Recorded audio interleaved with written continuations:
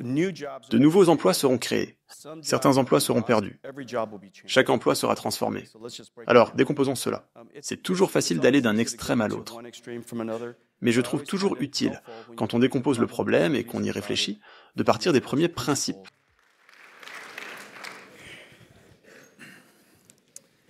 Jensen, bienvenue au Hill and Valley Forum. C'est super de vous avoir. Merci beaucoup. C'est très agréable d'être ici. Vous avez positionné l'IA comme une nouvelle révolution industrielle avec les usines d'IA en son centre. Pouvez-vous nous expliquer ce qu'est une usine d'IA et pourquoi il est important de la comprendre dans l'économie du XXIe siècle? L'IA, ce dont nous parlons beaucoup depuis plusieurs années, est multifacette et je pense qu'il est utile de la considérer sous cet angle. Premièrement, bien sûr, l'IA est une nouvelle technologie. C'est une nouvelle technologie, dans le sens où elle est construite différemment des logiciels du passé. Et ce nouveau logiciel peut faire des choses que les logiciels du passé ne pouvaient pas faire. C'est donc une technologie incroyable. Toutes les choses qu'elle peut faire, toutes les choses que nous devons faire pour la sécuriser, toutes les choses incroyables qu'elle va permettre, c'est fantastique. Il y a donc la couche technologique. La deuxième couche, qui est assez nouvelle, dans la dernière industrie technologique, la production de logiciels, était faite par des humains qui tapaient. Maintenant, nous avons une nouvelle industrie et ce logiciel est produit avec des machines. Il faut donc un grand superordinateur, on lui applique de l'électricité et ce qui en sort en grand nombre, ce sont des tokens. Et ces tokens peuvent être reformulés en nombres, en mots, en protéines, en images, en vidéos et en structures tridimensionnelles. Vous pouvez reformuler ces tokens en toutes sortes de choses. Nous appelons cela l'intelligence. Et donc cette machinerie est différente de la machinerie du passé. Et je l'appelle une usine d'IA car elle fait une seule chose. Chaque jour, elle produit des tokens. Et la couche au-dessus de cela est infrastructurelle. Et c'est la raison pour laquelle nous internalisons maintenant le fait que l'IA sera probablement une révolution industrielle tout à fait extraordinaire, dans le sens où cette nouvelle technologie va permettre une nouvelle industrie, celle que je viens de mentionner, les usines d'IA, la production d'intelligence, mais elle va aussi revenir en arrière et révolutionner et transformer toutes les autres industries. Ainsi, tous ces tokens vont aller dans les soins de santé, l'éducation, l'une de mes préférées, est l'éducation. Je l'utilise tous les jours pour l'éducation, les services financiers, l'ingénierie. Nous utilisons l'IA tous les jours pour la programmation logicielle et la gestion de la chaîne d'approvisionnement. Elle est sur le point d'entrer dans la fabrication, etc. Et donc, quand on y pense sous ces trois angles, il est très clair que c'est aussi transformateur, aussi impactant que l'électricité l'a été auparavant. Et cela va révolutionner chaque industrie. C'est donc une révolution industrielle. Pensez-vous donc qu'il s'agit d'un changement de paradigme dans l'informatique moderne et que chaque usine qui fabrique des objets physiques dans le monde réel sera également accompagnée d'une usine d'IA? Oui, parfait. Absolument. Chaque entreprise qui fabrique des objets aujourd'hui, du moment qu'ils bougent, alors, disons que vous fabriquez des tondeuses à gazon, ça pourrait être Caterpillar, ou qu'ils construisent des machines de construction.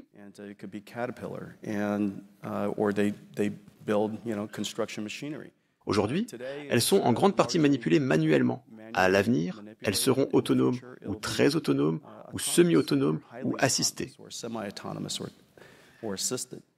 Et quand elles deviendront autonomes, elles seront définies par logiciel. Et donc il faudra produire ces tokens, ce logiciel qui alimente ce tracteur. Et donc, à l'avenir, chaque entreprise qui construit des choses aura une usine qui construit les choses qu'elle vend, puis elle aura une autre usine qui construit et produit l'IA qui fonctionne sur ce qu'elle vend. Et donc c'est très clair quand on regarde les constructeurs automobiles d'aujourd'hui fabriquent principalement des voitures. Mais il est très clair que d'ici 10 ans, chaque constructeur automobile produira également les tokens qui fonctionnent dans ces voitures. Vous avez parlé un peu d'IA physique, du concept d'IA physique au cours de la dernière année. Pour les décideurs politiques qui réfléchissent à l'avenir de la politique américaine, pouvez-vous nous expliquer un peu ce qu'est l'IA physique et comment nous devrions l'envisager? L'IA est vraiment entrée dans les consciences. L'IA moderne est vraiment entrée dans les consciences il y a environ 12-14 ans. Quand AlexNet est sorti et que la vision par ordinateur a connu sa grande percée.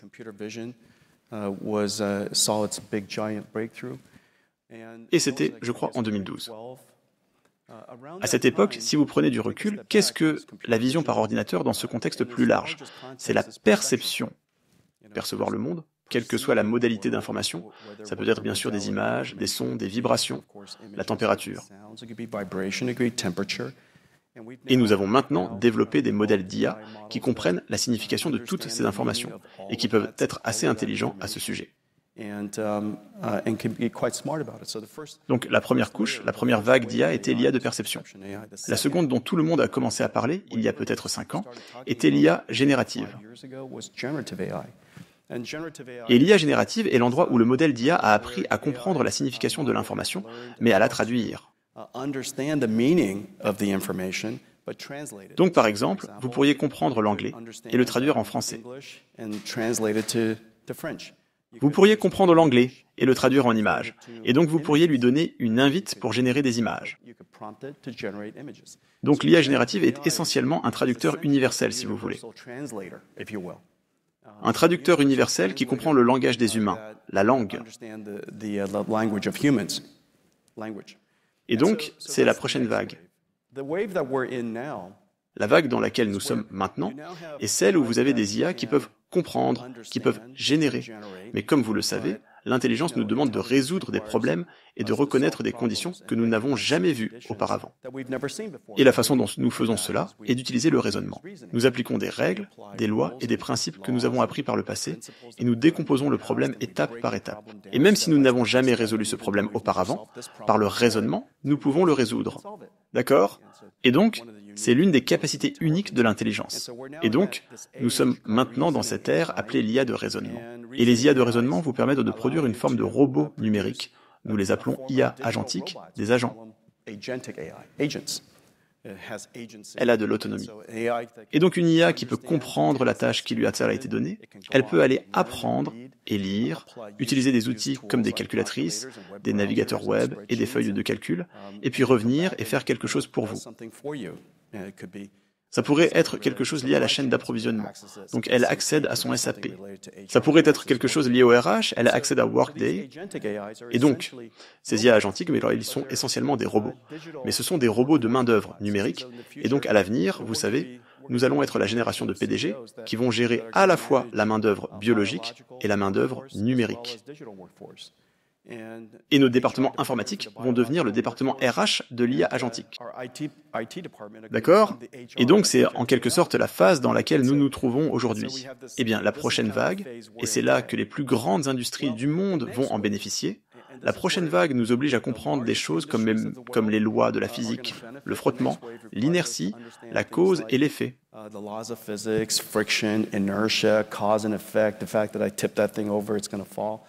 Le fait que, si je renverse cette chose, elle va tomber. Vous savez, quand je pose la bouteille, elle ne va pas traverser la table. Et donc, toutes ces capacités de raisonnement physique de bon sens que les enfants ont, que nos animaux de compagnie ont, la plupart des IA ne les ont pas. Vous savez, je roule une balle sur le comptoir de la cuisine et elle tombe par-dessus et disparaît. Eh bien, l'IA pense qu'elle a disparu. Mais vous savez, votre chien sait qu'elle est de l'autre côté. Elle comprend ce concept appelé permanence de l'objet et elle n'est pas allée dans un autre métavers. Donc elle contourne la table et la récupère. Vous savez ? Et un robot doit apprendre que si vous voulez aller de ce côté de la table à l'autre côté, vous ne pouvez pas traverser la table, vous devez raisonner sur la façon de contourner la table. Et donc toutes ces choses de raisonnement physique sont ce qu'on appelle l'IA physique. Et quand vous prenez cette IA physique et que vous la mettez ensuite dans un objet physique appelé robot, vous obtenez la robotique. Et c'est vraiment très important pour nous maintenant parce que, vous savez, nous construisons des usines partout aux États-Unis. Et nous aimerions les construire d'une manière qui tire parti des dernières technologies. Et donc, espérons-le, au cours des 10 prochaines années, alors que nous construisons cette nouvelle génération d'usines, elles seront très robotisées et elles nous aideront à faire face à la grave pénurie de main-d'œuvre que nous avons partout dans le monde. Tant de gens ont parlé de ce concept du fait que nous sommes dans une course à l'IA à l'échelle mondiale. Que pensez-vous que le gouvernement américain doit faire pour gagner cette course à l'IA et avoir la meilleure technologie d'IA ? Premièrement, pour faire une course, pour bien faire dans une course, il faut comprendre la course. Et il faut comprendre les ressources avec lesquelles vous travaillez, les atouts que vous avez, les atouts que vous n'avez pas, vos avantages et vos inconvénients. Et certaines choses à réaliser sont que l'IA est fondamentalement, à son niveau fondamental, vous savez, et pour en revenir aux 3 niveaux dont nous parlons, à chaque niveau, nous devons nous assurer que nous comprenons le jeu. Et ce jeu n'est pas, vous savez, il n'y a pas de chrono de 60 minutes. C'est un jeu infini. Et donc la plupart des gens ne sont pas très doués pour jouer à des jeux infinis. Nvidia a maintenant 33 ans. Nous avons traversé 3 révolutions informatiques, de la révolution du PC à l'Internet, au mobile, et maintenant nous sommes dans l'IA. Et donc il faut, pour prospérer à travers tous ces différents changements dans l'environnement, il faut comprendre comment jouer à des jeux. Et donc les choses que je viens de décrire, comprendre le jeu, comprendre les atouts que vous avez, est vraiment important. Au premier niveau, au niveau technologique, la chose la plus importante à comprendre est le capital intellectuel. Et rappelez-vous, 50% des chercheurs en IA dans le monde sont chinois. Premièrement, prenez du recul et reconnaissez cela. Ce facteur important doit entrer en jeu dans la façon dont nous pensons au jeu. Le suivant est les usines d'IA. Pour bien faire là-bas, il faut de l'énergie. Parce que fondamentalement, nous transformons l'électricité en jetons numériques. Just as the last industrial revolution transformed atoms through energy into, steel things and physical things that we know, cars and things like that, buildings and things like that. Et la génération d'avant, nous lui avons donné de l'eau dans une machine appelée dynamo, et ce qui en est sorti était de l'électricité. Et donc maintenant, l'électricité entre et les jetons sortent. Donc le niveau suivant nécessite de l'énergie. Le niveau au-dessus est en train de se produire maintenant. Et il est vraiment très important que nous comprenions qu'en fin de compte, les gagnants de la dernière révolution industrielle n'étaient pas le pays qui l'a inventé. C'était le pays qui l'a appliqué. Et les États-Unis ont appliqué l'acier, ont appliqué l'énergie plus vite que n'importe quel pays. Tous les autres s'inquiétaient de choses comme le travail. Et vous savez, les chevaux étant remplacés par des voitures et ce genre de choses. Mais les États-Unis, nous l'avons simplement pris et nous nous en sommes emparés.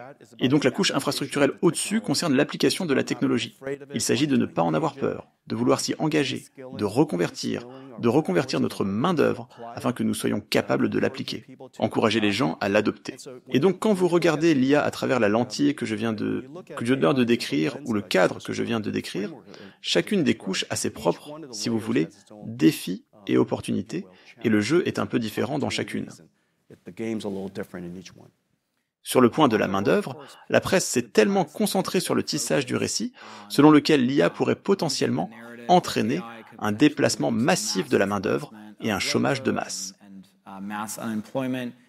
Pourriez-vous nous aider à brosser un tableau de vos prédictions concernant l'impact de l'IA sur le marché du travail, mais aussi, plus spécifiquement, sur ce que vous considérez comme les nouvelles catégories d'emplois potentiels auxquels nous ne pensions peut-être même pas aujourd'hui et qui pourraient réellement voir le jour? De nouveaux emplois seront créés, certains emplois seront perdus, chaque emploi sera modifié. Bien, décomposons cela. Il est toujours facile d'aller d'un extrême à l'autre, mais je trouve toujours utile de décomposer le problème, d'en raisonner à partir de ses premiers principes. Et encore une fois, dans ce cadre que je viens de décrire, au niveau le plus bas, comme vous le savez, et Jacob, vous êtes profondément intégré dans l'investissement en capital risque et vous savez ce qui se passe dans l'IA. Et vous savez, au niveau fondamental, c'est grâce à l'IA que San Francisco est de retour. D'accord? Quiconque vit à San Francisco, vous saurez de quoi je parle. Presque tout le monde a évacué San Francisco. Maintenant, elle prospère à nouveau. C'est entièrement grâce à l'IA. Et l'IA crée un nouveau type d'emploi. Et la raison fondamentale est que c'est du développement logiciel, mais fait d'une manière différente. Nous avons changé chaque couche de la technologie grâce à l'IA. Ce qui était autrefois un logiciel codé par l'homme fonctionnant sur des CPU est maintenant un logiciel généré par l'apprentissage automatique fonctionnant sur des GPU. Et donc chaque couche, son outillage, ses compilateurs, sa méthodologie, la façon dont vous collectez les données, organisez les données, utilisez l'IA pour mettre en place des garde-fous, utilisez l'IA pour enseigner, utilisez l'IA pour assurer la sécurité de l'IA, toute cette technologie est en train d'être inventée en ce moment, et elle crée des tonnes d'emplois. Au niveau suivant, c'est là que se trouve l'énorme opportunité. Rappelez-vous, je viens de dire que nous allons créer un nouveau type d'usine. Et cette usine reçoit de l'électricité et génère des jetons en sortie. Une usine de 1 gigawatt.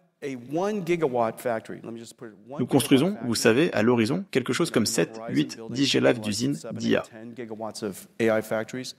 Une usine de 1 gigawatt coûte 60 milliards de dollars. 60 milliards de dollars pour 1 gigawatt. Une usine de 100 mégawatts est assez courante maintenant. C'est assez banal. Il suffit de diviser ça par 10. 60 milliards de dollars, c'est le revenu annuel d'une usine. Une seule usine. C'est le revenu annuel de Boeing. Et pour la construire, il faut la financer. Cela crée beaucoup d'emplois. Il faut aménager le site, la structure, cela crée un tas d'emplois, construction. Vous savez, il y a des charpentiers, des métallurgistes, des maçons. Vous savez, il faut construire cette usine. Une usine de 60 milliards de dollars. Cette chose est gigantesque.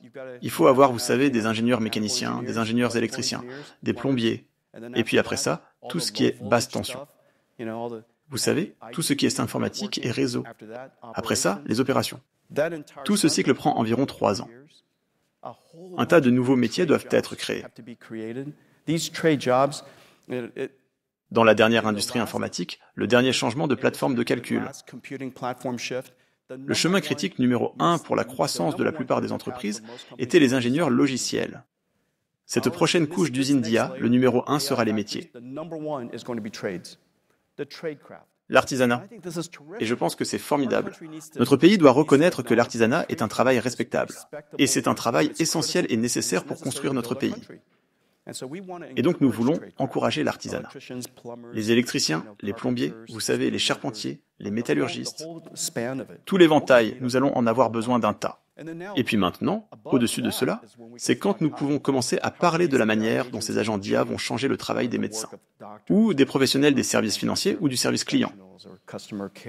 Dans notre entreprise, juste pour commencer, chaque ingénieur logiciel est maintenant assisté par des assistants IA. Et la quantité de code que nous intégrons dans l'entreprise est incroyable. En conséquence, notre productivité a explosé. Et nous embauchons plus de gens.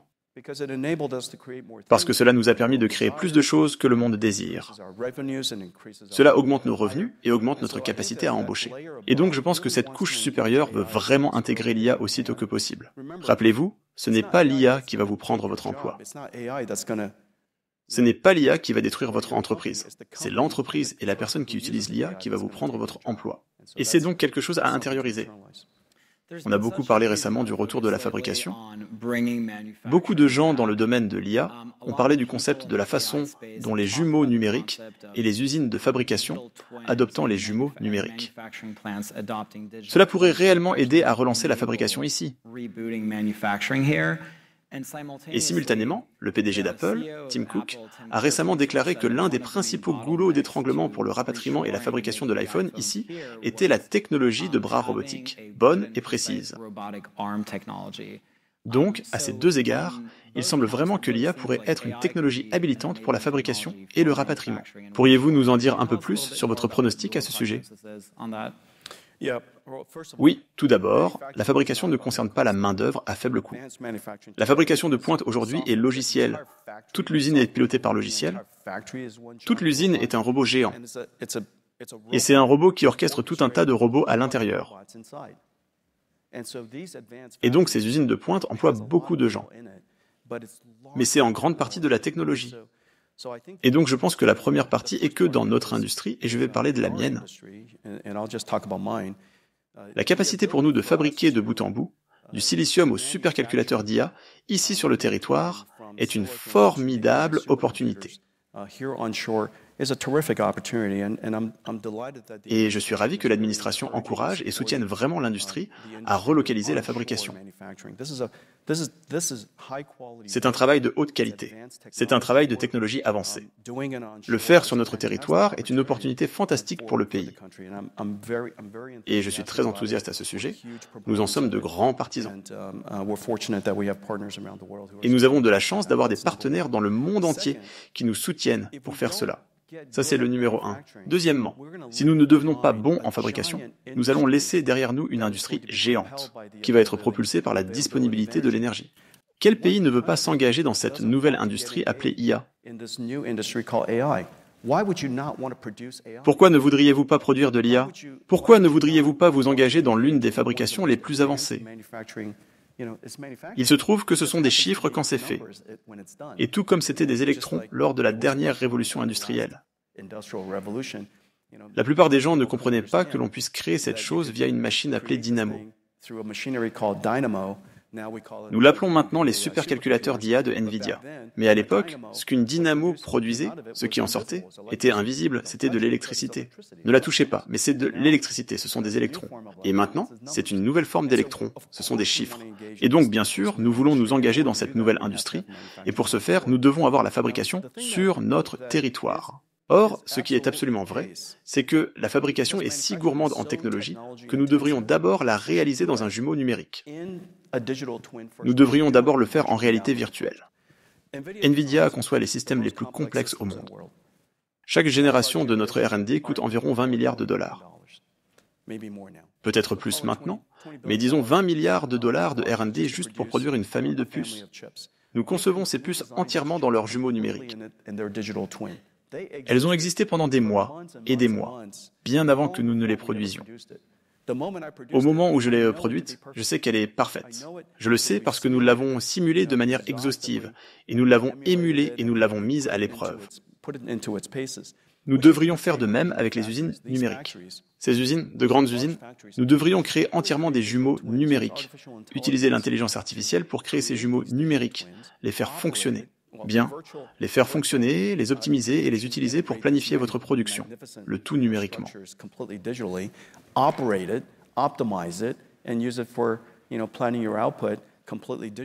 Et à l'avenir, chaque usine aura une version jumelle numérique.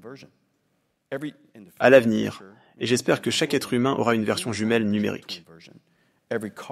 Chaque voiture a une version jumelle numérique, chaque bâtiment a une version jumelle numérique, chaque ville a une version jumelle numérique. Donc, cette idée de jumeaux numériques se concrétise maintenant, et tout cela se produit grâce à l'intelligence artificielle.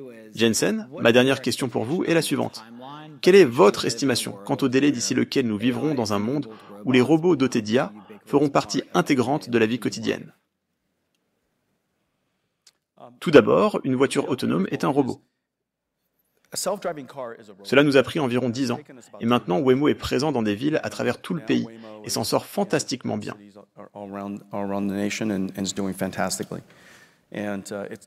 C'est formidable de voir les Waymo circuler à San Francisco et dans d'autres villes. Cela a pris environ 10 ans. Les robots prendront moins de temps. La raison en est que nous pouvons restreindre les environnements dans lesquels les robots fonctionnent, de sorte que les robots n'ont pas besoin d'être aussi polyvalents qu'une voiture. Une fois à San Francisco, il faut pouvoir fonctionner dans chaque rue et dans chaque condition. Et donc, dans le cas d'un robot, nous pourrions être beaucoup plus restreints. Du moment où quelque chose est prototypable, assez fonctionnel, au moment où il devient un produit de masse, comptez 5 ans. Et donc, nous avons aujourd'hui des robots assez performants. Et donc, d'ici 5 ans, nous allons voir des robots sortir de ces usines. Et chaque constructeur automobile qui fabrique des voitures aujourd'hui sera très bon pour construire des robots. Ils doivent juste maîtriser la partie logicielle, la partie IA, mais cette technologie est, vous savez, assez disponible. Jensen, merci beaucoup de vous être joint à nous. Oui, merci à tous.